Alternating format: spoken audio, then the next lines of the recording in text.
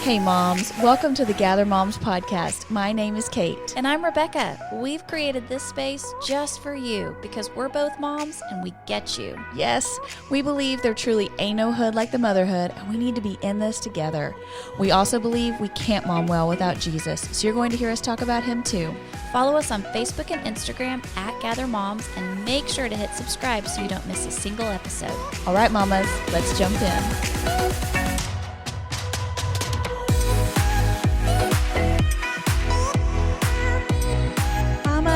Welcome back to the Gather Moms podcast. We are in episode 107.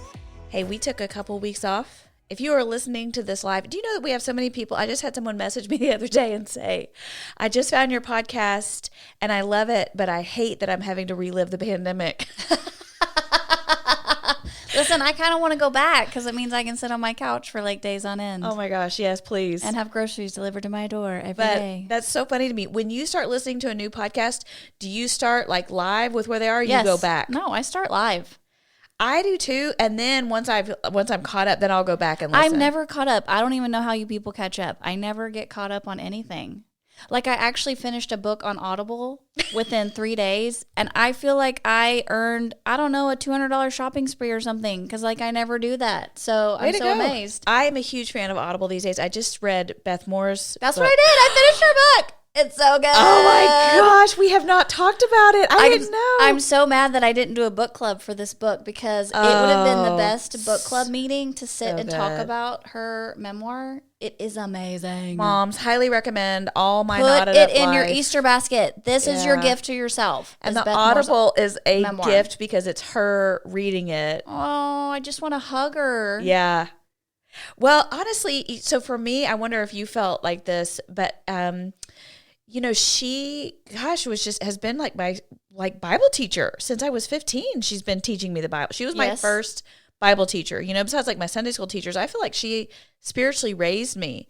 So this brave work she did of peeling back the curtain so that we can know the full story, it just feels brave, you know. It just makes me love her so much more. Me too. I never thought her life was perfect. Sure. But I never knew all the stuff she shared.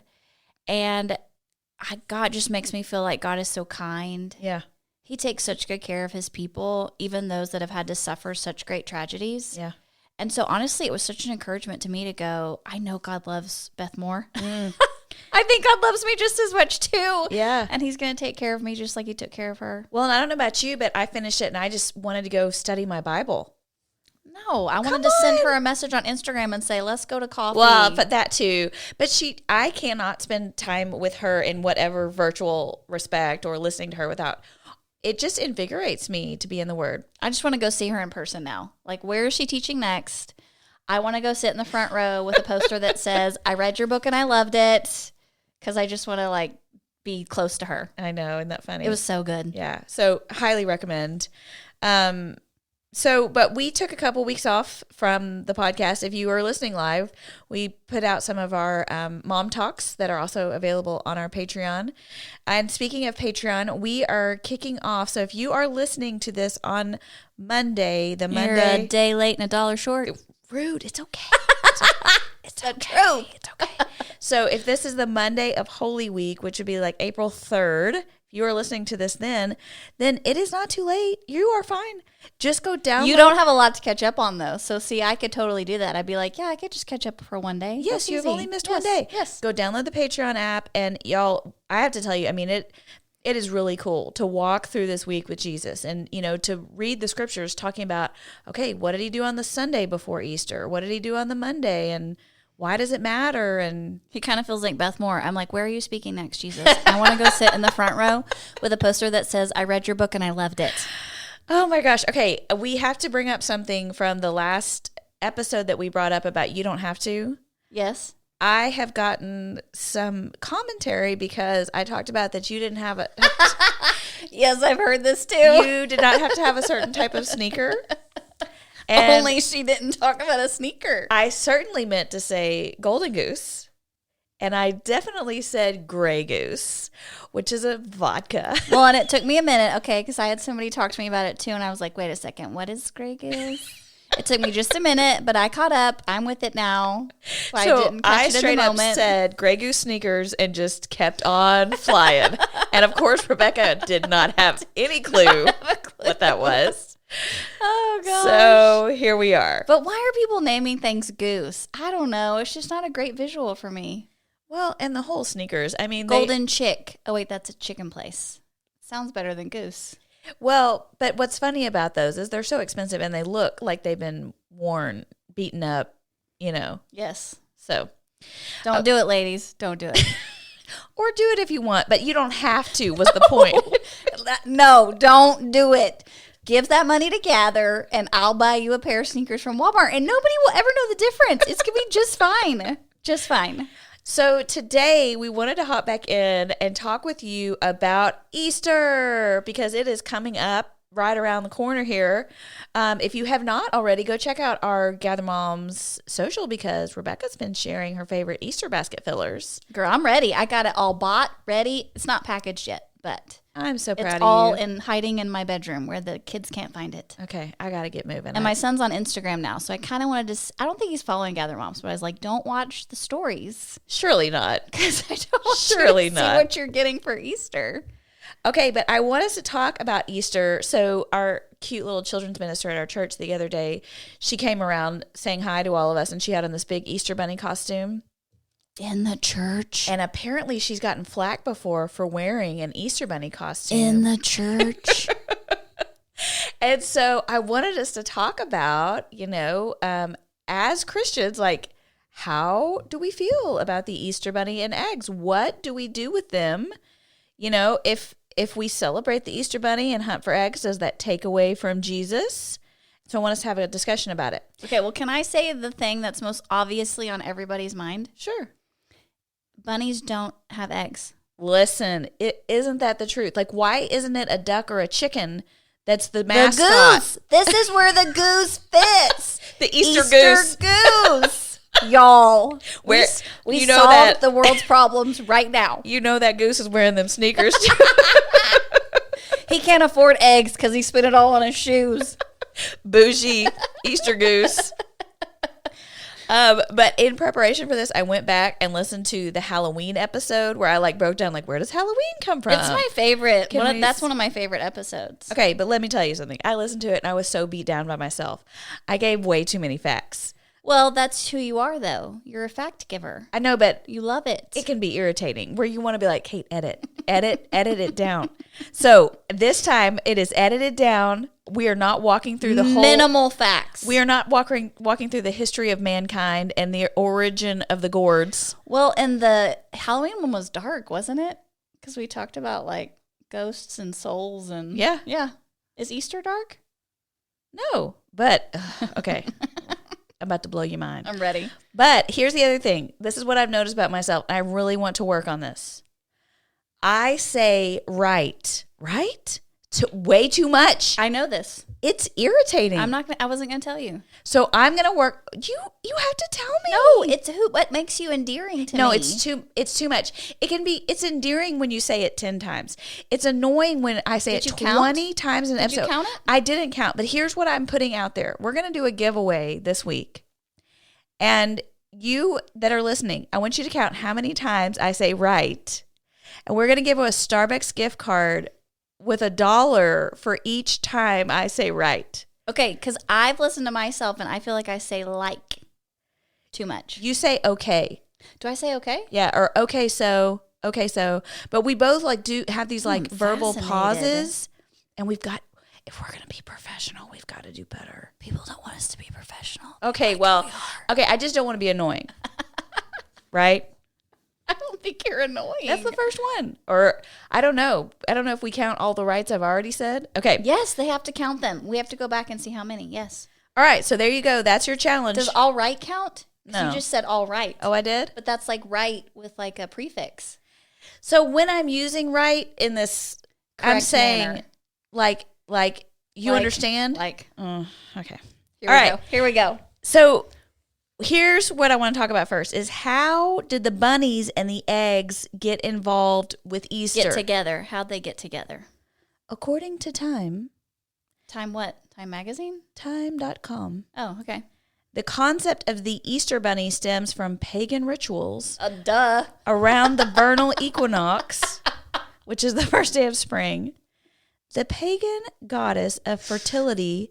Okay, you say this word Yoster, but it's spelled Eostre. That looks like Easter. But you technically would say it Yoster, but it looks like Easter. So we're saying a pagan god's name? Sister, listen. So this Yoster, doesn't that feel like an Amish name?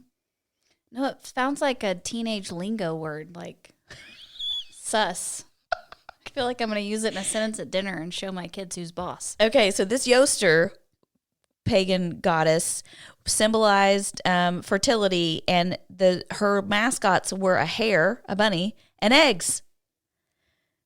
I know. What? Well, we know about rabbits and fertility. You know about rabbits? Yes, but I don't understand where the egg comes from. Eggs, birth, life, eggs. Yeah, but then you should have picked a different animal. It doesn't make logical sense to me. I understand, but I'm just saying it's like birth, yes, life. Yes.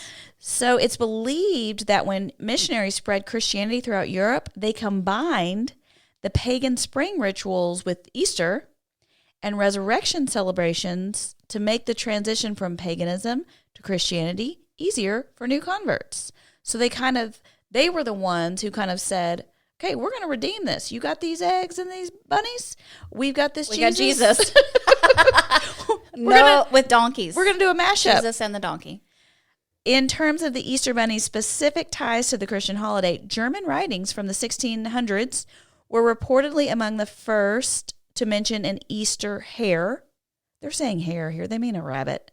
In case that, Hare. The Easter hare called Osterhaus. Wait, is that spelled the same way? E-O? Oschter, but similar, Haws in German, was said to have left colorful eggs for good children around Easter. Children would sometimes prepare nests for the eggs and leave carrots for the hare. German immigrants are believed to have brought the Easter bunny tradition to the United States around the 1700s.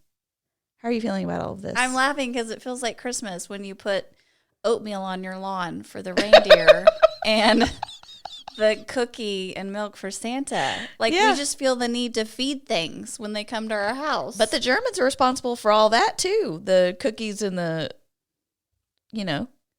St. Nicholas. Oh, that's true. Yeah. Oh, interesting. America, we got nothing. Okay, now, I need you to think about something. We call this holiday Easter. I want you to think about that. But here's the thing. The naming of the celebration as Easter goes back to the name of the pre-Christian goddess in England, Yoster. So the only reference to this goddess comes from the writings of the venerable, this is where I start getting in the weeds. Yeah, it's coming. Okay, this is the last factoid. Okay. The Venerable Bede, a British monk who lived in the late 7th and early 8th century. As religious studies scholar Bruce Forbes summarized, this is it. This is the Wait, last. did you say Bruce Forbes? I did. Like from Forbes magazine? I don't think so. Bede wrote that the month in which English Christians were celebrating the resurrection of Jesus had been called Yostermonth in Old English, referring to a goddess named Yoster. And even though Christians had begun affirming the Christian meaning of the celebration, they continued to use the name of the goddess to designate the season. Listen to me. I want you to hear me. Yeah, break this down for me. I'm confused. The word Easter, as Christians, we should probably call this holiday resurrection. Yes. But we do not. We call it Easter, and Easter literally refers to this pagan goddess whose name was Easter. So I just think that's crazy. We can't say that word anymore. But isn't that crazy? But I mean, Christmas is the same, dude, but Christmas is Christ's Mass. But do you see what I'm saying? Yes, no, I completely, but I don't know. It's not surprising to me because I don't feel like Easter was supposed to be a Christian holiday anyway with bunnies and eggs. I get it, but I'm just saying, have you ever thought about that? That we're literally calling the holiday not something Jesus. But we my mind, celebrate Jesus. I think of Easter as Jesus' resurrection. Jesus' resurrection, yes. But isn't that a little crazy? Okay, but so are we going to change the name? I mean, no. I think we do what the German German missionaries did, where we say, y'all doing this? Okay. Well, at this time, we actually know when Jesus... Let's call it Holy Easter. Is that a covering for it? I think we know when Jesus would have actually died, because we know it was Passover. Yes. And we know that was like the first week in what is our April. Yes. You know, yes. It was their month of like Nisan, I think. So we know when Jesus would have actually died. Right. It happens to coincide with this vernal equinox right. that they were already celebrating. And so these missionaries were saying, okay, well, we're going to marry these two because we want to bring you over into what we're doing. We have still been able to maintain the celebration of the death and resurrection of Christ. And I think that was our whole point with Halloween too, is like, listen, just because it's outside of, our religious celebration doesn't mean we can't incorporate these ideas and then redeem them for the glory of God to point to Jesus. Agreed. I think holidays actually give us the opportunity to do that. And it's so interesting. Holidays were actually God's idea. Yes. He came up with them. It tells us in Leviticus 23, that's when the people are receiving the law. When we always think about people receiving the laws with Moses, we think of the 10 Commandments on the tablets, right? And then we think of all these laws about the animal sacrifices and the things they couldn't do and the things they couldn't do. But what we forget is that in these laws, very specifically in Leviticus 23, when they get the law, contained within them are 7 mandated holidays and the mandate to Sabbath once a week. And these are holidays, and each one of these has a purpose, and they were each about remembering something about God. And that's the thing about holidays. They're an opportunity to stop and remember something. For example, in Exodus 12:24, when they celebrate Passover, God says this, he tells them, obey these instructions as a lasting ordinance for you and your descendants. When you enter the land that the Lord will give you as he promised, observe this ceremony. Okay, now listen to this. And when your children ask you, what does the ceremony mean to you? Then tell them, it is the Passover sacrifice to the Lord who passed over the houses of the Israelites in Egypt and spared our homes when he struck down the Egyptians. Don't you think that's interesting that he tells them to do it? But what's the reason why they're supposed to do it? So that they remember. That's right. So that they tell their children. Yes. And he does it again in Joshua 4:5-7, after they pass through the sea. He says, each of you is to take up a stone on his shoulder according to the number of the tribes of the Israelites to serve as a sign among you. In the future, when your children ask you, what do these stones mean? Tell them that the flow of the Jordan was cut off before the ark of the covenant of the Lord. When it crossed the Jordan, the waters of the Jordan were cut off. These stones are to be a memorial to the people of Israel forever. That there are these things that we intentionally do as parents. There are moments on the calendar. There are memorial stones in our lives that are opportunities for us to remind our children about our God. Well, and that in those moments when maybe it's like Easter where it's a secular pagan holiday, we're actually reminding them about a scriptural truth, something spiritual. Yeah. So just what you're saying, we're redeeming it. We're taking it back for our beliefs and our principles. Yeah, that's and right. I don't think there's anything wrong with that. Yeah. No, and I just think it's neat to think about that God is the originator of the holiday. It was his good idea. And that really, that's why there's this rhythm of Sabbath, to remember that he is God and we are not. Right? He wants us remembering and having these rhythms in our lives. And he has these holidays he set up for them. And I have this one more scripture I want to share with you. This is from Deuteronomy 6. And, this is like a famous parenting scripture. And it's called, in Jewish tradition, the Great Shema. And I'm going to read it to you. And then I want you to pay attention to what it says here at the end. So he says, hear, O Israel, the Lord our God, the Lord is one. You shall love the Lord your God with all your heart, and with all your soul, and with all your might. And these words that I command you today shall be on your heart. We probably all heard that, right? Then he says, you shall teach them diligently to your children, and shall talk of them when you sit in your house, when you walk by the way, when you lie down, and when you rise. You shall bind them as a sign on your hand, and they shall be as frontlets between your eyes. You shall write them on the doorposts of your house and on your gates. Pause there. I want to say, like, Hobby Lobby was like, we got it. Check mark. Yes, girl. We read that scripture. We have every sign you will I wonder ever if need. that's Hobby Lobby's theme verse. Do they have a theme verse for their store? It's got to be this one. It has to be. It has to be. Okay, but this is the killer part. This is what I love. This is verse 10, and it says, "And when the Lord your God brings you into the land that he swore to your fathers, to Abraham, to Isaac, and to Jacob to give you, with great and good cities that you did not build, and houses full of all good things that you did not fill, and cisterns that you did not dig, and vineyards and olive trees that you did not plant, and when you eat and are full, take care lest you forget the Lord, who brought you out of Egypt, out of the house of slavery. It is the Lord your God you shall fear." So I love that in this abundance, in the blessing, that he says very specifically here, make sure that you don't forget. Right. And part of having this whole thing where he talked about us talking with our children about it being part of our rhythm, it being on our calendar, us having these memorials, is so that we don't forget. Because my goodness, we are prone to forget. I was just teaching in my little Wednesday night group with my 6th grade girls. We're in a series right now at church with the youth, and it's called Before I Go. And it's really great because it kind of coincides with like what we're doing with our Holy Week devotional on Patreon. But it's what are Jesus' final teachings? And so one of his final teachings is he sits down with the disciples and he has the Last Supper. And he teaches them how to take communion, right? Yes. And he says, this is my body, and this is my blood. And he says, do this in remembrance. Yeah, do this in remembrance of me.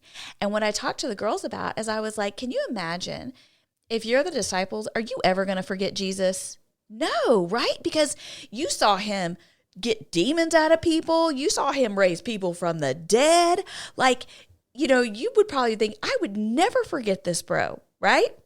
But then why would Jesus tell them, do this in remembrance of me? Because we're prone to forget. We are. We just forget. It's just this side of heaven, we have this gospel amnesia where we wake up every day and forget how much we need God, how much he's done for us, how amazing he is, right? We wake up and there was one, did you hear it? Right? We wake up and we think about how great we are, how much we've done, how much we need to get done. And God knows that about us. And so he has put into our calendar, he's put into his commands that it would be part of our rhythm to remember him. Well, it's just like being a mom and like your first kid, you're like, I'm never going to forget their first word. Girl, first time that's they took a good. step. I have no idea Yeah. what any of my children did or when they did it. Yeah. But I told myself in that moment, I will never forget this. And I have. If they didn't have a birthday, I might forget them. Oh, yeah. We don't remember naturally. But you know what does help me remember? Pictures. Yes. Or if I have it like written down in a journal that it happened. I got to have a journal. But I have to have those memorial stones. Yes. I have to have those little places where I can look back and remember. Yes. And that's so interesting. It's a great point because that's exactly what I think that the Lord is saying to us. And so I think that we can look at Easter and be like, oh my gosh, we should not be celebrating this. This is this pagan. No, come on. That's not what we're doing. I think that we have to, in everything, you guys, everything we interact with every day, we could look at and go, oh, the origins of this are horrible. Like, frankly, every time you drive through Starbucks, if you out on Easter. Don't you dare say it. If you out on Easter, you out on Starbucks, you out on Target. Yes, you are. You know what I mean? Yes, you are. So instead, what if we say, okay, this is the world that we live in. We live in it. We're not of it. We're in it. So how do we be in it and see what our culture is doing and redeem it for the glory of God and let those things point to Jesus? You guys, our God is the creator of the bunny. He is the creator of the egg. He is the creator of spring. He put seasons into place. It was all by his good design. And so these things all point to him. Well, and for us as moms, it's a good reminder because we sometimes have to be creative in how we take things back for God, how we redeem them. Yeah. So when you get ready to celebrate Easter with your family, yeah, have all the fun stuff, the bunnies, the eggs, but then don't miss a moment to add Jesus into it as well. Yeah. And to sit down with your kids and talk about Holy Week and to talk about the cross and to talk about what sacrifice Jesus made for us. And even if they're little, so I went to this thing at Mom Study a couple weeks ago. It's a Bible study we do at our church for our mamas, and they actually brought in a Messianic Jew to lead us through a Passover meal, through the Seder. Amazing. And what's so interesting is that he's a Jew, but he was raised without Christ. His family was not religious, but they celebrated the Passover every year because it was a holiday for their Jewish nation. Okay. But they just didn't include Jesus in it. Okay. It was just ritual. Uh-huh. And now that he believes in Jesus, the whole ritual has taken on new meaning for him because now he sees Jesus throughout that Passover meal. Wow. And one of the ladies in the audience asked, she said, well, at what age do you start inviting your kids to join you for the Passover meal? And he said, there is no age. From the time they're born, they join us. Because I think we assume that our kids sometimes are too young for things. Yeah. And he said they start from a young age, just that Deuteronomy scripture you read, where you just start inviting them into what you believe. And as they grow, they'll start to grasp more and more of the story and how it fits together. Yeah. But we don't have to exclude them from those spiritual things just because they're little or even just because they're old. Because I know some mamas, we've got teenagers now, so you may not do the egg hunts and stuff. And you're like, well, what is this holiday anymore because we can't do this fun stuff? No, now is the time when you can actually dig deep with them and teach them some of these spiritual truths that they could not grasp earlier. So I think as moms, it's just a challenge for us to be creative. How can we make sure that Jesus is the main point of this celebration? Yeah. And then the fun stuff is just extra good stuff. I am with you. So what I wanted to do is spend a little time talking about some resources we like, things you and I have done in our home that help us tell the Easter story of, what it looks like to take these things and redeem them for the glory of God. So we'll put these things in our show notes. We've written blog posts about these and have all the links. But one of the things my family loves is the Easter story egg. So it's so cute. It's these nesting doll type eggs, and it starts with the one big egg. And each day you open it up, and as you open it, then there's another egg and another egg. And these eggs tell the story about Jesus until you finally get to the last one that the egg looks like a stone. And they're beautiful. They have these paintings on them and stuff. The last one looks like a stone, and then when you open it, it's empty. So we like these Easter story eggs. Those are fun. I've never heard of those. And then, Shirley, you've done resurrection eggs with your kids? Why does the church not make them with my child every year so I don't have to find the ones that I was supposed to keep from last year, but I can just have a new set? Yeah. Yes. At some point, we actually bought a set, like from a Christian bookstore, because our kids would make them in preschool, like make the little set. But then we have like a legit set that we bought that's like, how sometimes on the weekends, like if they're in a preschool class during the week, they would make the legit resurrection eggs. But then if they go to Sunday school on the weekend, sometimes they would just make 6 of the 12. Do you remember that? And they would send you home with like half the resurrection eggs. And he'd be like, wait a second, I feel like I'm missing part of the story. Yeah. But bless their hearts, they're like, we can't afford 12 eggs for every child that comes to Sunday school. No, or have the time to like put all that together. To cut a sponge up into multiple tiny pieces to shove in that egg. Yeah. Yeah. But if you've never done resurrection eggs, they're awesome. And we have that link too. But it's just, you basically take a carton of 12 eggs and you number them 1 through 12. And each of those, there's a little something that goes inside it that tells part of the story of Holy Week. And it starts with the triumphal entry of Jesus going into Jerusalem and ends with the resurrection. It's a neat way to tell the story. So in our ladies class last week, one of my moms, it's a class for moms of teenagers, and she said that she does every year these little activities with her teenagers, and I'll post the link too because it's to a Pinterest page.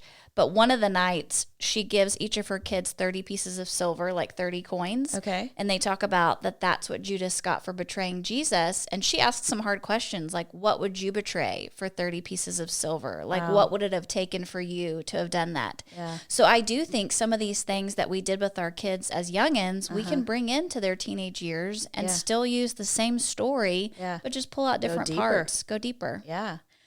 We love the book of Benjamin's Box. Didn't you used to read that with your children? It's a great book. What's it I'll called? post it. It's called Benjamin's Box. Oh yeah, definitely did not read that. Okay. I have no idea what you're great talking book about. called The Three Trees. Yeah. There's a great book called The Garden, The Curtain, The Cross. I'll put all those links in. But these are all just little ways to just remember, right? Well, and I would say too, for that Passover meal that I went to this week, it's a lot of work, but it's interesting to me to think about what if that was a new tradition for our family, where we not just communion, but took different parts of that meal and used it as a way to remember Jesus.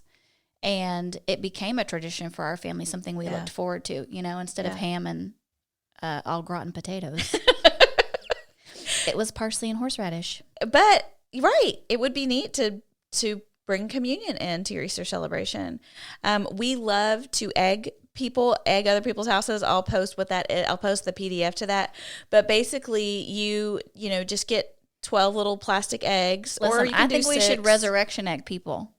What? What if we resurrection egged them? And the eggs didn't have candy in them, but they had all the little resurrection pieces. Those kids would revolt. Can you even imagine if they open it up and there was We're a little taking back crusty piece Easter of for bread? Jesus. Come on. But so I do this with my neighbors, and even neighbors, that don't know Jesus, because it creates an opportunity for us to have a conversation about Easter. But you get, you can do 6 eggs, you can do 12 eggs, but you take 12 eggs and you put little pieces of candy in these plastic eggs, and one is empty, and then your kids go hide them in their yard, and then you can like ring the doorbell and run away, or something like that, or you go hide, and then you leave this little piece of paper, and it has this cute little poem about, we've left you these 12 eggs, try and find them all, don't be sad when you find the one that's empty, we're celebrating Jesus' tomb. It's cute, the little poem that goes with it, but it's just a great opportunity. One year what I did is I had our whole street do it. And so I had a sign and I put it on a stick, and then I had every family member's names on the back. So after you got egged, then you picked the next family and you went and egged them, and everybody crossed their names off as they got egged around the street. Well, then you know who egged you. Oh, that's okay. No, it's supposed to be a secret. Okay, Rebecca. All right, and then the last thing that I think is super cute is resurrection rolls.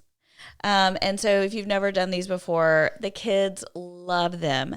But you basically, it's kind of weird too, though, because you're baking Jesus. It's all weird. You're putting a sponge in a plastic egg and calling it a resurrection egg. It's all like, you know what I'm saying? It's all a little odd. Okay, but the resurrection rolls, you take a crescent roll, you take one of the pieces, you take a marshmallow. A giant marshmallow. Yeah, a big jumbo. boy. Yeah, and you tell them that this is Jesus' body. And then you dip Jesus it. is a marshmallow. You dip it in melted butter, and you say, He got dipped in spices. This is him in oil. Then you put him in cinnamon sugar, and you say, this is him in the spices. And then you roll him up in the crescent roll, because that's him in the burial cloths. And then you put him in the oven, because that's the tomb. And you turn it on so you can bake him, because he went. He got baked. Then you pull it out, and when you open up the crescent roll, Jesus isn't there anymore. He's arisen. Because the marshmallows melt, thankfully. And okay, but pro tip. This is very important if you're listening. Use a cupcake pan to do this. And put these. Otherwise, Jesus melts. Yes, and his little body oozes out all onto your oven. And there's no way to explain that. No, It doesn't it's go tough. with the story. It's tough, but they're so delicious, and the kids love them, and it's just another way. So I think it's fun for us to be able to talk about things for littles and things for biggers. I'm looking forward to using our Holy Week devotional this week to that be the reading. That I'm going to text my bigger kids and say, yes, this is what I want you to read today. Yes, and then have a conversation with them about it. You're such a good mom. Good job, You're friend. such a good mom. I know you're going to do it too. I'm not texting my kids. You'll have conversations. We'll try and have conversations. Listen, at our church, we say something like, shoot for 7, hit 5. Yeah. You win if you get 3. Uh-huh. That might be us with the Holy Week. Honestly, I think We're that's going to fine. shoot for 7. Yeah. If we hit 5, we win if we do 3. I don't know. I said it wrong, but Moms, it's going to get crazy. As much as you look at the week before Easter and go, this is going to be amazing, it's going to get crazy. So do not beat yourself up. Certainly not. Let the Lord show you little pockets of time where you can have a spiritual conversation with your kids. Love it. And then just have fun the rest of the time. I love it. Because the Spirit is present. Yes. And He's going to provide that opportunity for you. Yes. So let's go celebrate Easter that is not named after Jesus. It's called Holy Easter. We changed it. Amazing. Holy Easter. Amazing. And if you see how many times I said, I feel like I did better with right this time. I'm going to go with less than 10. Really? Yeah. Okay, I think you should be able to count every time I said it, even if I was just referring to what we were going to be listening for. Okay, yeah. Because otherwise, I think it's going to be like a $2 gift card. Were you giving them $1 for every time you said it? Yeah. Who's paying for that?